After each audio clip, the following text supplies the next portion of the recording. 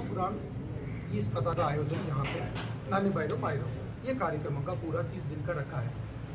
और बावसी में भी कौशल्या धर्मशाला में भी उन्होंने कहा कि भाई कोई बातें कथावाचक वगैरह उनका ठीक हो सबको ठहरने दो, उनमें कोई आपत्ति नहीं, वहाँ ठहरे भले रंग मेहनत। और जालोर के अंदर आज तक कभी भी हिंदू मुस्लिम का यूँ लड़ाई होना, दंगा होना वगैरह कभी ऐसा कोई इतिहास में नहीं हुआ। इससे पहले कभी हुआ है वो समय को बात नहीं कर सकते। अभी इन 60-70 सालों में कभी ऐसा कोई घटना हुई नहीं। अगर किसी चीज़ को छोटी मोटी विवाद हुआ है या तो कोर्ट से निपट गया या अखाड़ा में आकर वहाँ आपस में आमने सामने बैठकर उसकी समझौता हुआ है। पीर जी बाबा सिंह सुबह से इतना चिंतित थे जालोर में क्या हो रहा है। महाराज जी अगर भायेश्वर माता जी का मंदिर का दर्शन करना था 3 दिन पहले आप खुद स्वयं पधारे थे वहाँ पे।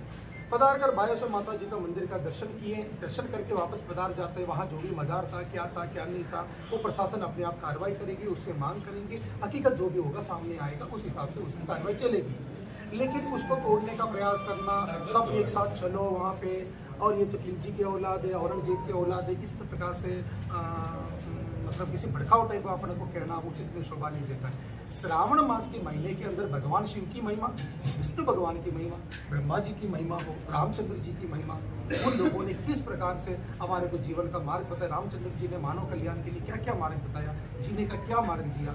हमारे जो महापुरुष हुए हैं, जाबाली ऋषि जी, वीरमदेव जी हुए हैं, उनकी गाथा गाएं ताकि लोगों को, आने वाली पीढ़ी को समझ में आवे जाबाली ऋषि कौन थे।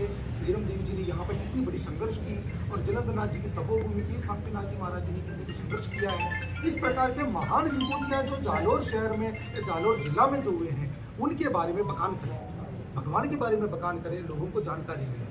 लेकिन आज हम लोग जो समझाने के लिए महाराज जी के लिए गए हैं, तो पीर जी महाराज जी ने हमारे को भेजा, जाके उनको समझाइए, जल वगैरह ग्रहण करने को बोलना, अनशन को त्यागे। और महाराज जी ने खुद मेरे सामने सुबह 8 बजे महाराज जी को फोन करके 3 बार हाथ जोड़कर निवेदन किया, महाराज जी मेरी बात मान जाओ, महाराज जी मेरी बात मान जाओ, अनशन को त्याग दो, जालोर में अशांति मत फैलाओ, आप कथा करने के लिए पधारे हैं, कथा करो, लोगों को श्रवण कराओ, अच्छा शिक्षा दो। आप ये जो जिद लेके बैठे हैं, आप भायेश्वर माता का मंदिर का दर्शन करो, इस तरीके से माहौल को मत बिगाड़ो, लोगों को काम धंधा करने दो, सुख शांति से जीने दो। ये बावसी ने मेरे सामने फोन पे अभयदास जी महाराज जी को कहा। हमने भी यहाँ आकर आनंदनाथ जी महाराज जी ने, पारस जी ने, और भी जो यहाँ गणमान्य जो शहर के थे हमारे साथ जो पधारे थे, वो सभी जने यहाँ, साईनाथ जी, जन्नेश्वर जी से आप स्वयं रात को पधारे थे। रात को पधार कर महाराज जी को समझाया। सुबह वापस हम आए हैं, इनको सूचना मिलती तुरंत वहाँ से जन्नेश्वर जी से रवाना होकर वहाँ स्थल पर पहुँच गए जहाँ अनशन में वो विराजे हुए। वहाँ पहुँचकर उन्होंने भी काफ़ी समझाने का पूरा प्रयास किया। उनसे यही कहा कि भाई आप अनशन को त्याग दो, भायेश्वर माता जी का मंदिर का दर्शन करना है, हम सब कुछ साथ चलेंगे। मैंने स्वयं कहा, आनंदनाथ जी ने कहा, आपने भी कहा, हम स्वयं साथ चलेंगे और पैदल चलेंगे, लेकिन टुकड़ी टुकड़ी में दर्शन कराएंगे, क्योंकि भीड़ का कोई चेहरा नहीं होता है।